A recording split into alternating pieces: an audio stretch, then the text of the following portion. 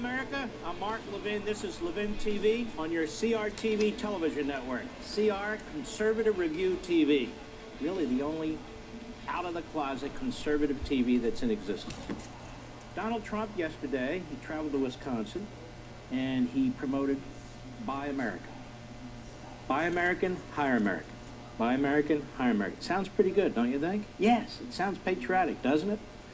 You know, Barack Obama used to say that. Buy American. Debbie Wasserman Schultz, remember her? The head of the DNC, she used to say, buy American. And that's nationalism, and that's populism, and it's patriotism. And it really sounds that way, doesn't it? What do you mean, don't buy American? You sound very unpatriotic. Well, let's listen to what Donald Trump had to say yesterday in part, and then we're going to address this whole issue of buy American. Do you believe in buying American? Let's check it out. Go ahead. We are finally standing up for our workers and for our companies. In short, this order declares that American projects should be made with American goods. No longer are we going to allow foreign countries to cheat our producers and our workers out of federal contracts. Everyone in my administration will be expected to enforce every last Buy American provision on behalf of the American worker. And we are going to investigate every single trade deal that undermines these provisions. Secondly, we are going to enforce the hire American rules that are designed to protect jobs and wages of workers in the United States. We believe jobs must be offered to American workers first. Does that make sense?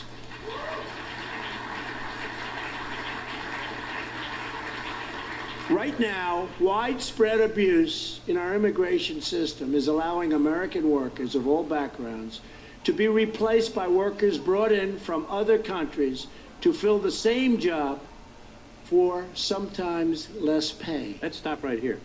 This is a separate issue, and I happen to agree with them, these H-1B visas.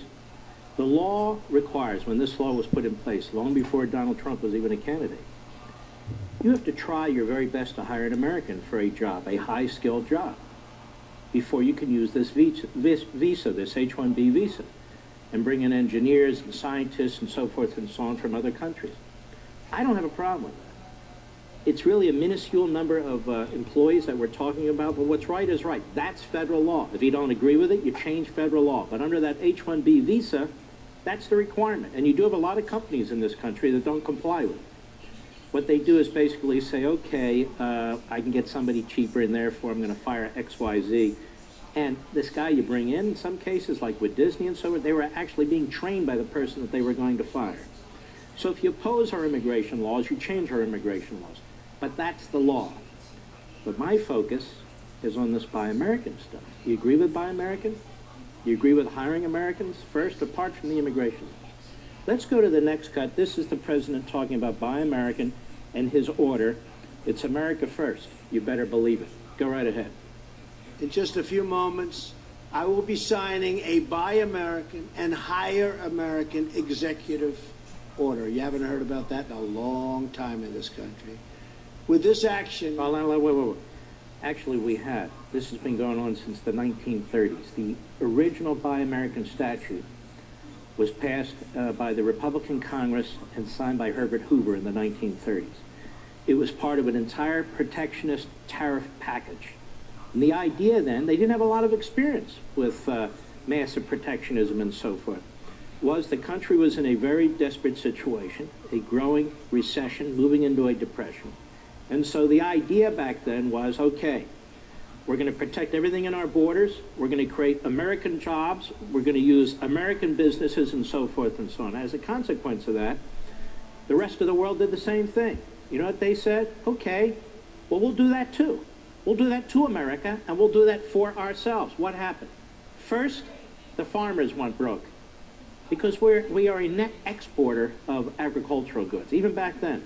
So the farmers went broke. What happened next? Well, it had a trickle effect. It had a trickle effect. You can't grow an economy if you attack trade and commerce. Trade and commerce is as old as man himself. As old as man himself. I mean, it's happened in different ways, obviously, but you can't stop people from from trading and being involved in commerce. And it is very unhealthy for a society, as I will prove soon. Go ahead. We are sending a powerful signal to the world. We're going to defend our workers, protect our jobs, and finally put America first. Right now, widespread abuse in our immigration system is allowing... All right, I don't want to get into the immigration system. That's a separate issue, and I agree with them on that. Now, we're going to protect our workers. Protect our workers. What does that mean exactly? We have at least 12 million people in this country whose work is related to imports from other countries. Blue-collar workers like longshoremen and so forth, and others. But what does that mean, protect our workers from whom? Protect our workers from what? From the EPA? From the Department of Labor? From confiscatory tax rates?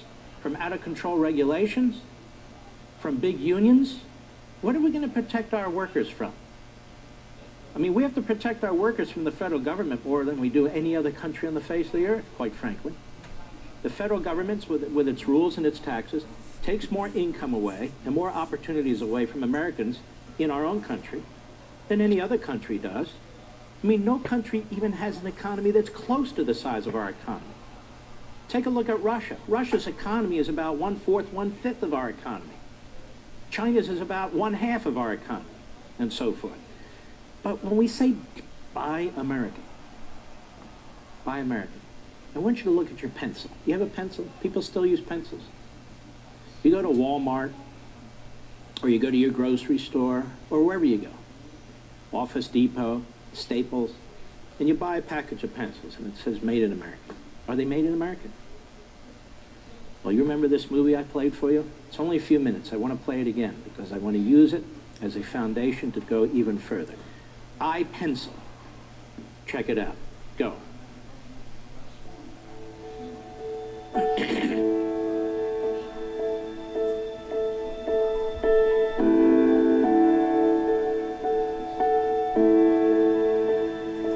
This is the world we live in. If we weren't surrounded by it every day, if we didn't take it for granted, we'd be dumbstruck by its very intricacy and brilliance.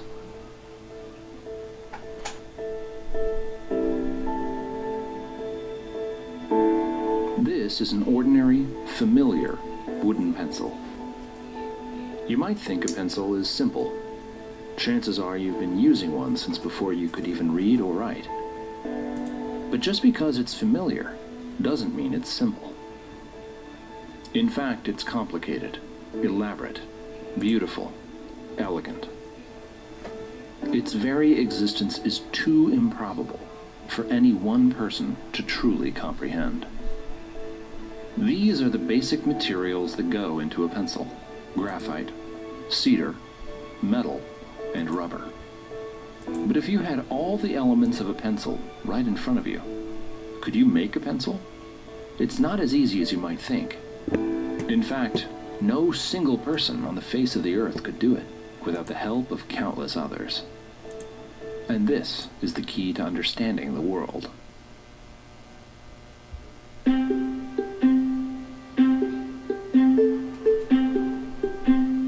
A pencil, just like you and me, is the end result of a vast and intricate family tree, a symphony of human activity that spans the globe.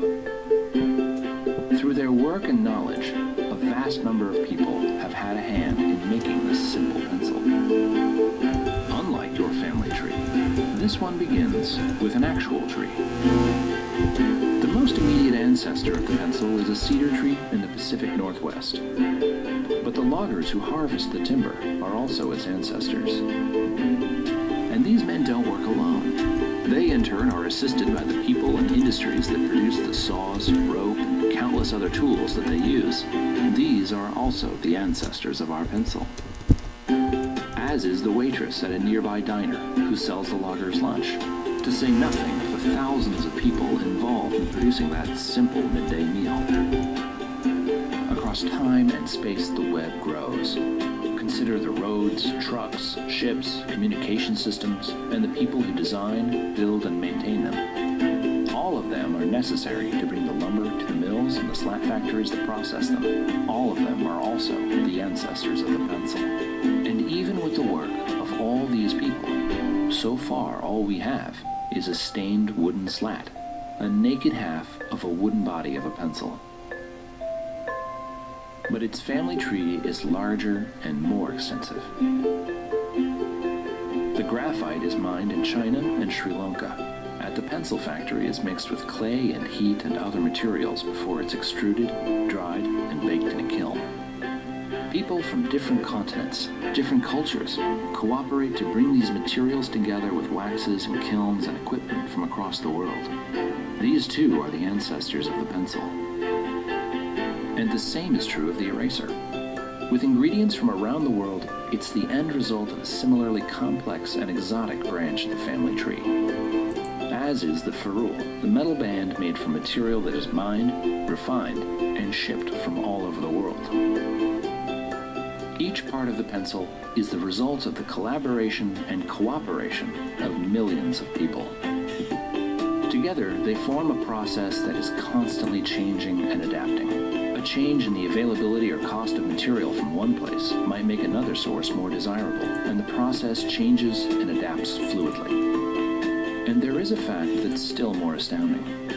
The absence of a mastermind, of anyone dictating these countless actions which bring a pencil into being. Each member of this family tree supplies only a small amount of the necessary know-how needed to make a pencil. They do so voluntarily, not because they necessarily want pencils or like pencils, but because by working to create them, they exchange their labor and skills for the wages that let them buy what they want and need.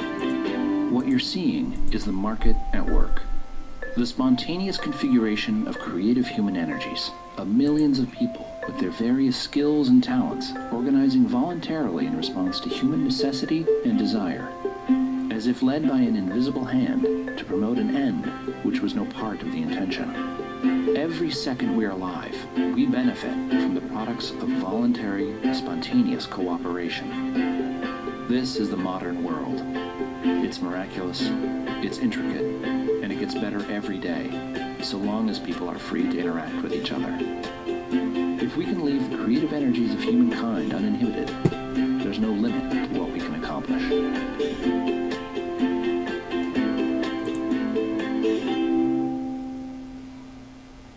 That's a pencil. When you say buy an American pencil, you can't buy an American pencil. You can't buy a Chinese pencil, a Sri Lankan pencil. No. All the commerce that's involved, the complexity that's involved in a pencil. Now imagine an automobile. People say, buy American. Buy a car that comes off an assembly line in Michigan. Okay. Does that mean it's an American car? Not necessarily. Where do the tires come from? Where does the rubber come from? Many of the parts are made overseas, and so forth and so on. So when people say buy American, what do they really mean? What do they really mean? Isn't this Americanism?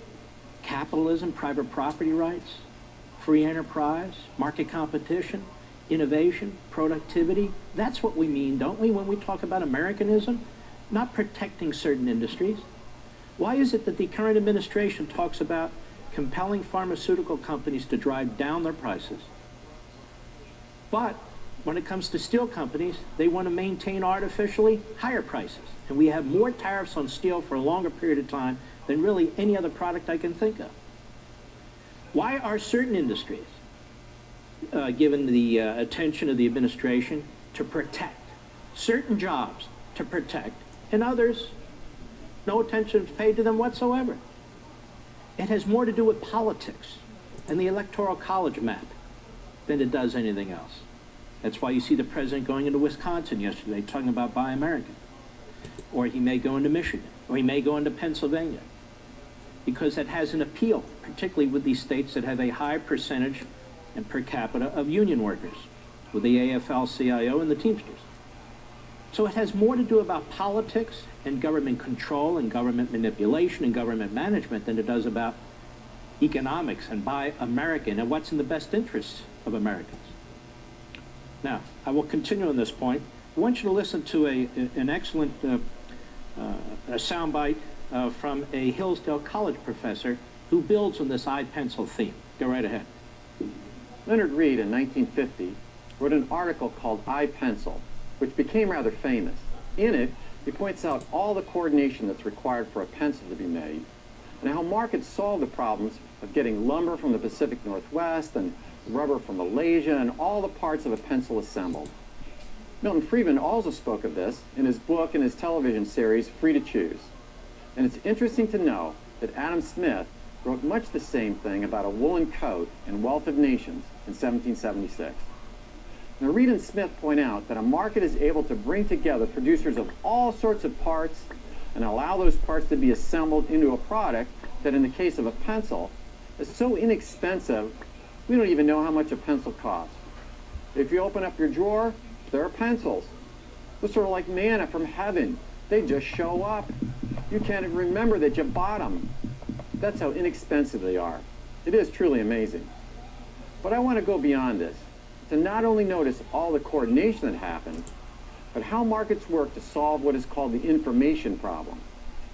Suppose that I was the president and said, I want a czar of pencils to make sure that everyone has enough pencils because it's so vital to our educational system. Think about it, if you were to be appointed the czar, how would you ensure that every retail establishment in America at every moment in time had exactly the right amount of pencils? Anyone could walk into a Costco in Menominee, Michigan, or a Kmart in Mobile, Alabama, or a Walmart in Phoenix, Arizona, and there would be pencils.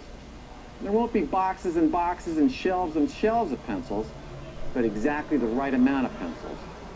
Enough that you can figure out, yeah, I'll choose this one over that one, but not so many, they're just excess wasted supply. Could you realistically do that for the millions of retail establishments in America? And not just today, but August 15th, and October 10th, and December 23rd, every single day of the year?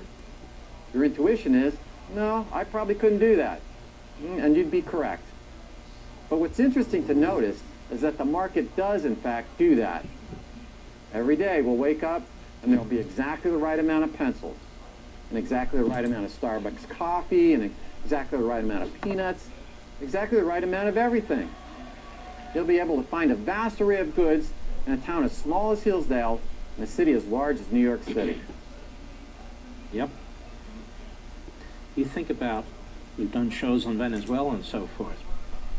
And his point is, and it's a point that F.A. Hayek, the late great Austrian School of Economics professor, he made the point over and over again that there's this fatal conceit where a relative handful of people, usually politicians and bureaucrats, think that they know best how to redistribute material, how to redistribute products, how to redistribute labor, how to set pricing, how to set costs, how to get rid of the middleman, and so forth and so on.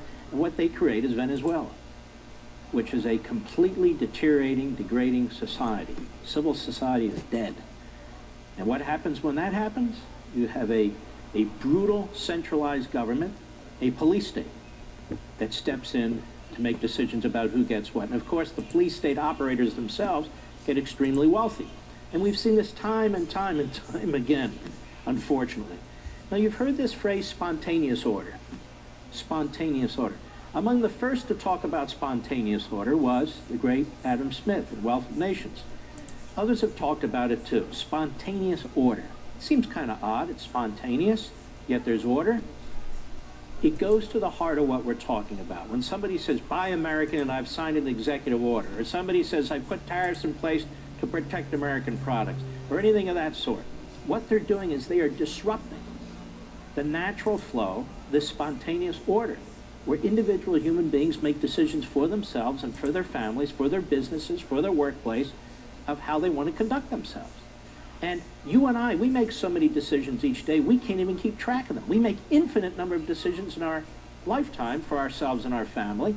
Some of them are rational, some of them are instinctive, maybe some of them are wrong. But can you imagine multiplying that by 320 million people each and every day? To have a handful of politicians and bureaucrats, relatively so, making those decisions for us, it can't work. And what does it create? Dislocation, instability, and ultimately poverty. Anyway, spontaneous order. Go. One of the most important ideas that iPencil explores is spontaneous order. But what is spontaneous order? Spontaneous order is a pattern of action that emerges among diverse individuals through a process of trial and error rather than through a process of top-down central planning. When order arises because of the free interplay of supply and demand, of voluntary, mutually beneficial transactions between free people, it can be said to be spontaneous. Spontaneous order is simply the order that doesn't have a single mind ordering it. People might be kind of surprised that order emerges spontaneously, but through voluntary interaction, particularly voluntary interaction through markets, people are able to create and generate the sort of unplanned information that ultimately helps to guide people's decisions. Order can be very, very spontaneous, and I think the reason why it's not obvious or appreciated because it happens so routinely. Spontaneous order doesn't just exist in the world of economics. It's something that happens all around us in surprising ways. If you think of traffic, if you look at it sort of from the 8th floor instead of being down in the traffic, you can see the pattern. I think one of the very, very important things that happens spontaneously without government control, and namely that's language. No central authority has ever commanded that we all speak a certain way. Language is developed in a rather evolutionary way, in a way that benefits everybody. Without a central planner, individual people still make plans and decisions on their own and send signals to others without knowing it. And even in completely unplanned systems, patterns can begin to emerge that are both beautiful and unpredictable. And the problem is that when we see a pattern, we assume that someone ordered it. And that's a deep confusion because people think, well, the only way we can achieve order is by ordering people around. Well, I think that sometimes people resist the idea that order can happen spontaneously because of the arrogance of mankind. I think that we think that there needs to be planning, and when the case is, that's not the case at all. One of the great signs of progress in our social thinking has been the discovery that people don't need these central authorities to tell them what to do, that there are powerful forces in marketplaces that send the right signals to make this or don't make that, sell it here instead of there. When F.A. Hayek talked about spontaneous order, he expressed it this way. He said that the curious task of economics is to convince men of how little they know about what they imagine they can design. And what he was saying there was that many people think they know more than they do. Knowledge exists in a dispersed, diffused pattern in this case, billions of individual minds, and the total knowledge of society cannot be known by a single mind. That knowledge, indeed, is revealed through the process of exchange, through the process of buying and selling in markets, and through the process of voluntary interaction. When you discover the spontaneous order of free markets, it can change the way you see the world. You begin to realize that a lot is happening around us for the benefit of all of us without any central mastermind in charge. It really is a marvelous mechanism that once you discover it, it affects the way you see everything in life. And that's all so true. Now, as we continue on this theme of liberty, capitalism, and wealth creation, and productivity, and Buy American, I'm going to do something that I think is very exciting, that my publisher will think is very wrong, but I want to do it for you. I'm going to crack open Rediscovering Americanism and the Tyranny of Progressivism. It doesn't come out till Independence Day, but I have the original manuscript here. And I want to turn to, at least on the original manuscript, once it's published in book form, it may be a different page, my page 177. And I want to read something to you from my book. As I argued in Liberty and Tyranny, the free market is the most transformative of economic systems. It fosters creativity and inventiveness. It produces new industries, products, and services as it improves upon existing ones. With millions of individuals freely engaged in an infinite number and variety of transactions every day, it is impossible to even conceive all the changes and plans for changes occurring in our economy at any given time. The free market creates more wealth and opportunities for more people than any other economic model. Now, for the progressive, of course, this is a dire problem. Now I'm reading from the book. Participatory republicanism and participatory market capitalism, that's what we're talking about. Empower the individual and improve society.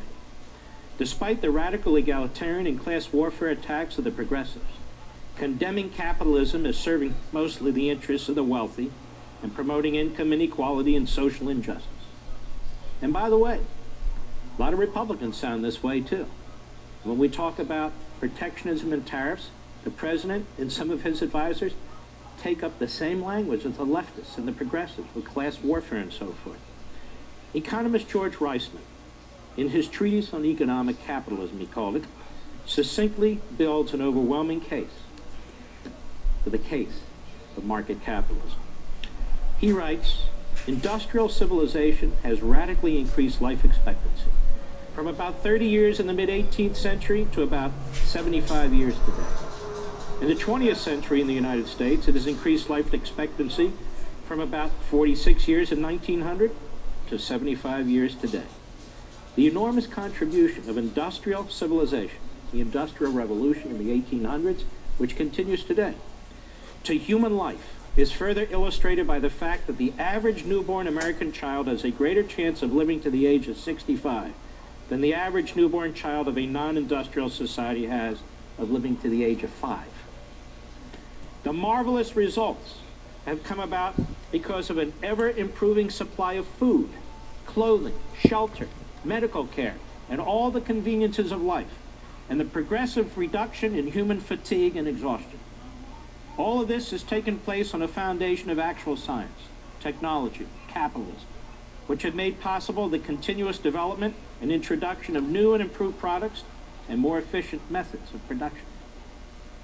In the last 2 centuries, loyalty to the values of science, technology, and capitalism has enabled man in the industrialized countries of the Western world to put an end to famines and plagues, and to eliminate the once dread diseases of cholera, diphtheria, smallpox, tuberculosis, typhoid fever, and others.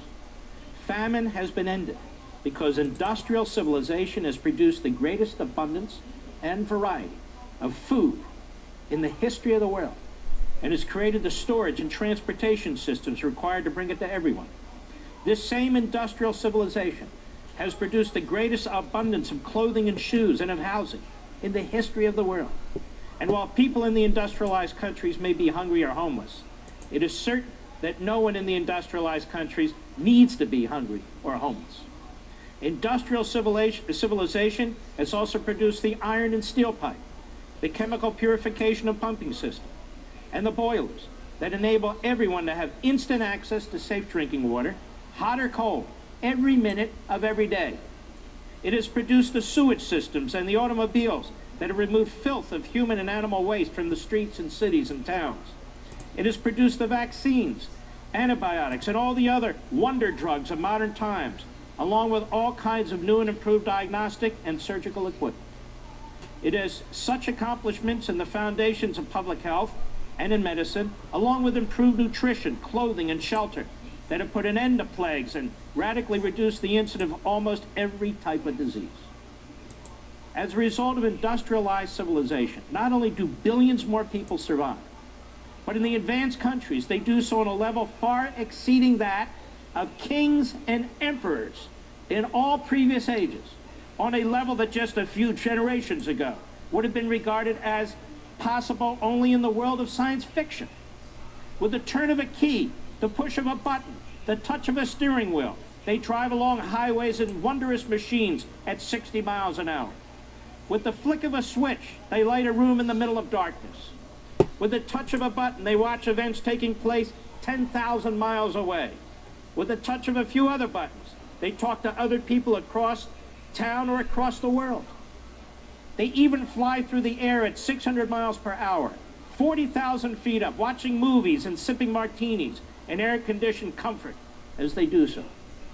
In the United States, most people can have all this in spacious homes or apartments, carpeted and fully furnished, with indoor plumbing, central heating, air conditioning, refrigerators, freezers, and gas or electric stoves, and also personal libraries of hundreds of books, records, compact discs, and tape recorders. They can have all this, as well as a long life and good health, as the result of working only 40 hours a week.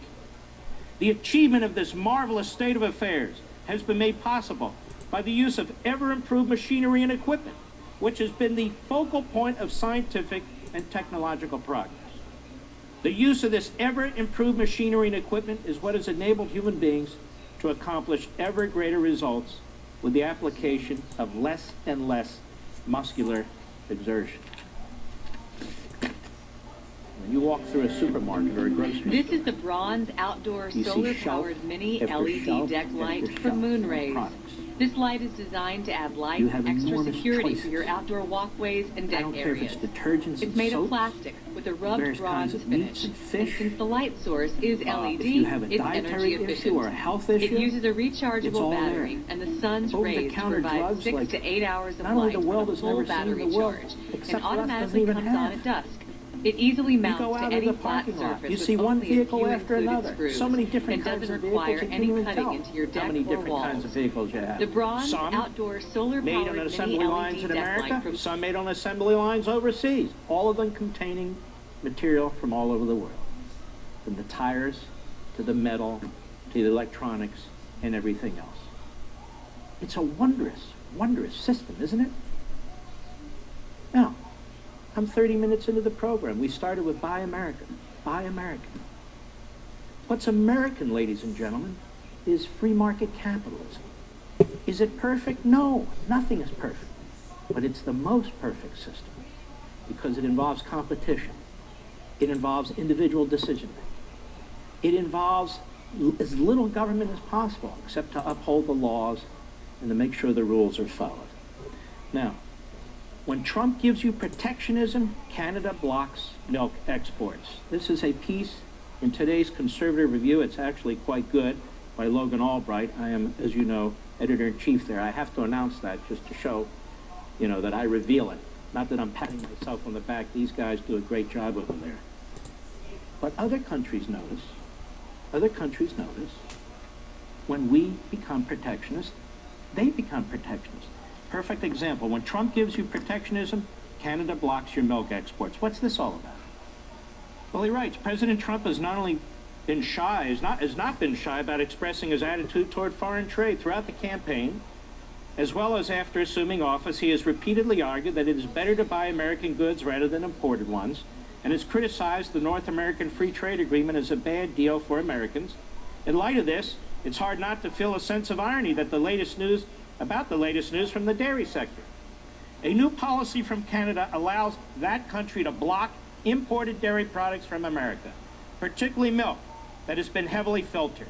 Unsurprisingly, American dairy farmers are crying foul, claiming that the policy violates NAFTA, gives Canada an unfair advantage on the world market, and will cost approximately 10,000 American jobs. So they're asking President Trump to intervene on their behalf. Now, before we get further into this, NAFTA.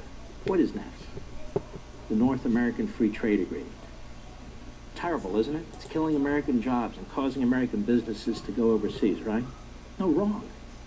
What is NAFTA? It's a trade agreement between three countries, the United States, Canada, and Mexico. What does it do? It lowers barriers, it lowers tariffs, so that trade can flow more freely between and among countries. Well, Mark, we're losing jobs to Mexico. What does NAFTA have to do with that? Let's say we didn't have NAFTA. And let's say they pay people in Mexico peanuts. They pay them peanuts. What's to stop a company from moving to Mexico because they want to pay people peanuts? So NAFTA has nothing to do with that. What's to stop a company from leaving the United States because they don't want to pay the 35% corporate income tax, which is the highest in the industrial world, and go to Canada? Nothing. NAFTA doesn't cause any of this. Actually, NAFTA is a deal that was thought up originally by Ronald Reagan and instituted by Bill Clinton to try and prevent these sort of things. If we didn't have NAFTA today, nothing would stop anybody from moving their company to another country or not, as a matter of practice. But there's a lot of other reasons people don't want to move their companies to Mexico. Look at the rule of law in Mexico. It barely exists. Look at the civil society in Mexico. You have millions of people coming from Mexico and other parts of Central and South America into the United States. So there's all kinds of lifestyle issues, all kinds of legal issues, stability issues, civil rights issues, and so forth, which is why some companies wouldn't want to move to Mexico. But if you create an environment which encourages productivity and inventiveness and, yes, profit-making and wealth creation, then people come to your country. I can remember, I'm old enough, about 30 years ago, the complaint was Japan keeps investing too much money in America. Remember that? Oh, they're buying our farms up. They're buying our real estate. You don't hear that anymore. Why? Because they're not doing it anymore. So that used to be the danger people spoke about. Let's go on. Not to sound callous, but I have to ask, what did they expect?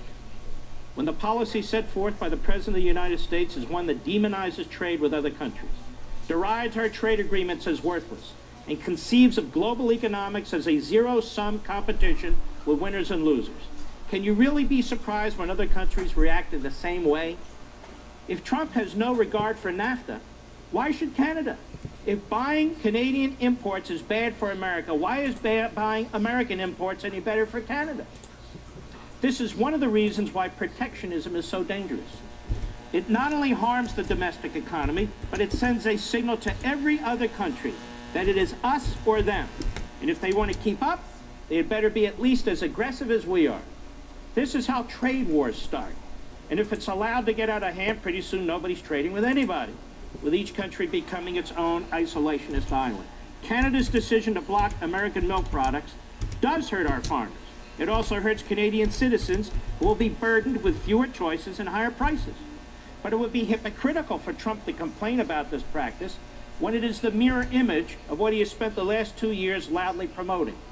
It's hard for me to feel any sympathy, he writes, for the same dairy producers who tried to use government to gain an advantage by outlawing Irish butter, now that a foreign government is doing exactly the same thing to them.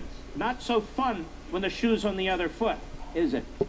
And of course, as I've mentioned to you before, the shoe is on the other foot. We have in place in this country over 12,000 tariffs that we have placed on products that are imported into this country, covering every conceivable good that you can possibly think of.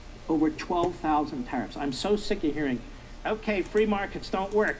Well, when are we going to try it? Okay, free trade doesn't work. Well, when are we going to try it? If we would unleash our economy, that is, get government out of the way, stop with the crony capitalism, stop playing to certain unions in certain states for electoral college votes and so forth, we would create massive numbers of jobs. Now, how do I know this? Because it was done 35 years ago. Remember Reaganomics, as the liberals used to demean the president? Reaganomics, slashing taxes across the board? Yes, even for the rich who actually invest capital and help create jobs. Slashing across the board, slashing corporate income taxes across the board, slashing regulation, because he believed in private markets. Now, that doesn't mean we didn't have a tariff war here and there under existing trade deals. That's fine. But Reagan was not a protectionist. As a rule, it was an exception when it comes to Harley-Davidson and so forth. As a rule, he was a free market capitalist. Now, how do we know that? Because he vetoed 2 protectionist bills that came out of Congress. Vetoed both of them. A third one was coming, and he said, and I'll veto that one too. And he spoke to the American people, and he explained why. It's bad for the economy, it's bad for the American consumer, and it's bad for the American worker. And by the way, bad politics too. Last time I checked, Reagan won in 2 massive historic landslides, the popular vote and the electoral college vote. And he did it without pandering to the AFL-CIO. And interestingly enough, in his first run for the presidency in 1980, the Teamsters Union endorsed him against Jimmy Carter. The Mercatus Center is at George Mason University in Northern Virginia. It's a solid organization. It's one of the few in the country that actually teaches about private property rights and that sort of thing. And they've recently put together the benefits of free trade, addressing some key myths. Let's take a look at this.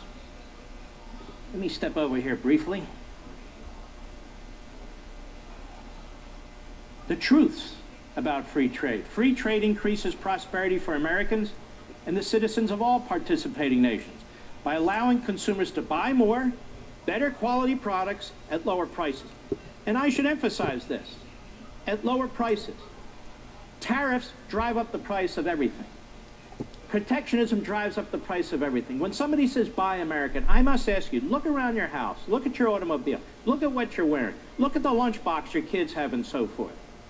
When you go to the store, what are you looking for? You're looking for a bargain. And that's a good thing. That's a sensible thing. What kind of a person goes to the store and says, I want the most expensive thing because it's made in Podunk, Georgia? Nobody does that. Why? Because you're a consumer. You're not there to subsidize some business that can't compete or some union that has control of a particular workforce at some kind of business. That's nonsensical. Now, it drives economic growth, enhanced efficiency, increased innovation. I'll remind you of this in the 1970s when the American automobile industry was on its back. Remember that? And Chrysler got a loan. And I remember Barry Goldwater saying we shouldn't be loaning private sector businesses. They should either fail or survive on their own. And now, of course, we do it almost willy-nilly, certainly since Obama was in office with GM and Chrysler. Ford didn't take any subsidies. But what happened? What happened? They were forced to compete with the Japanese and German cars that were coming into the country because they were losing market share. They were forced to compete. They were forced to find efficiencies and technologies in the assembly line. And that's exactly what happened. The American automobile today, that is the one that comes off our assembly line, is a beautiful car. They run beautifully. And they compete with all these other cars. That would not have happened. It would be like East Germany. When there was an East Germany, everybody driving around in a car that's so antiquated. These black cars, they all looked alike and so forth. But don't worry, everybody had a job, supposedly. No, we want freedom. We want the freedom to choose, right? Let's go on. It drives economic growth, enhanced efficiency, increased innovation, and the greater fairness that accompanies a rules-based system. These benefits increase as overall trade exports and imports increase. Next. Free trade increases access to higher quality, lower priced goods. That's what competition does. Cheaper imports, particularly from countries such as China and Mexico, have eased inflationary pressure in the United States. That is, it doesn't drive prices through the roof, so we're forced to compete with them. Prices are held down by more than 2% for every 1% share in the market by imports from low-income countries like China, which leaves more income for Americans to spend on other products. Now let's stop right there. This is a crucially important point too. If you pay less for item A, you are more available and you might purchase item B. Now item B may be primarily made in the United States or in an American assembly line, so that's helpful too to an economy. Next. Free trade means more growth. At least half of U.S. imports, listen to this, at least half of U.S. imports are not consumer goods. They are inputs for U.S.-based producers, according to economists from the Bureau of Economic Analysis. What does that mean? That means it's material of some sort. Remember, we did iPencil just now. It may be the lead. It may be something else. It's something that we need to import in this country to help produce an end product, a final product that you purchase. So if somebody says we need to have exactly the same balance of imports and exports, what does that mean? We're not going to import lead for pencils then? We're not going to import oil if we choose to import oil? We are a vibrant economy compared to the rest of the world, despite what Obama has done to it.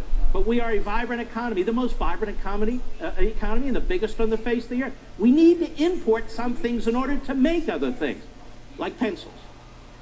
Freeing trade reduces imported import costs, thus reducing businesses' production costs and promoting economic growth. Next, free trade improves efficiency and innovation. Over time, free trade works with other market processes to shift workers and resources to more productive uses, allowing more efficient industries to thrive. In other words, if you look outside and you have one guy digging a hole and you have another guy filling in the hole, they're employed. But that's not productive. In fact, it's pointless. If those people were employed somewhere else, because those jobs aren't subsidized, those kind of, say, government jobs where they're digging holes and filling holes, those people would have more productive jobs likely and doing more productive things. It's a waste of human resources. The results are higher wages, investment in such things as infrastructure, and a more dynamic economy that continues to create new jobs and opportunities. Next, free trade drives competitiveness. Free trade does require American businesses and workers to adapt to the shifting demands of the worldwide marketplace. That's a good thing. But these adjustments are critical to remaining competitive, and competition is what fuels long-term growth and improves our living standard. It makes new pharmaceutical drugs possible, and new technologies and new processes improves the quality of life, the length of life, and the manner in which you live. Next, free trade promotes fairness. When everyone follows the same rules-based system, there's less opportunity for cronyism or the ability of participating nations to skew trade advantages toward favored parties. In the absence of such a system, bigger and better connected industries can more easily acquire unfair advantages, such as tax and regulatory loopholes, which shield them from competition. This is very, very important. Now you might say, Mark, this all sounds swell. This is all theory. This is all academics. No, ladies and gentlemen, this is the Industrial Revolution that has come forth to this point. And what's left of capitalism and free trade market activities is what is the engine that fuels our economy and creates the jobs and so forth. What I'm arguing is we need more of it, not less. Now finally, I want to address, we've addressed a lot today, but I think this is a very, very important undertaking. Let's pick one country that's picked up a lot by the president, talked about a lot, focused on, Mexico. The trade deficit with Mexico. And the Carnegie Endowment for International Peace, but it's not a left-wing propaganda piece, as you're about to find out. President Trump is right about one thing, they write. The U.S. trade deficit with the rest of the world, which topped $500 billion last year, is unhealthy. It puts upward pressure on U.S. unemployment that can only be countered with policies that lead to rising debt. It doesn't follow, however, that the worst culprits are always the countries that run the biggest trade imbalances with the United States. Global trade is complex, and trade imbalances between any two countries may be the result of imbalances generated by policies elsewhere. Interventions that target specific nations can actually make the overall U.S. trade deficit worse. Stick with me. Mexico is a case in point. The country is America's third largest trading partner, with $525 billion in annual trade between them.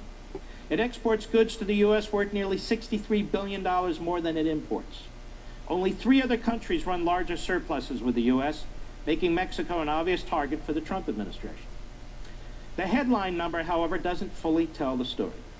Despite its surplus with America, Mexico has the world's 7th largest current account deficit overall, equal to 2.8% of its gross domestic product. Trade accounts for half of the deficit. For half of the deficit.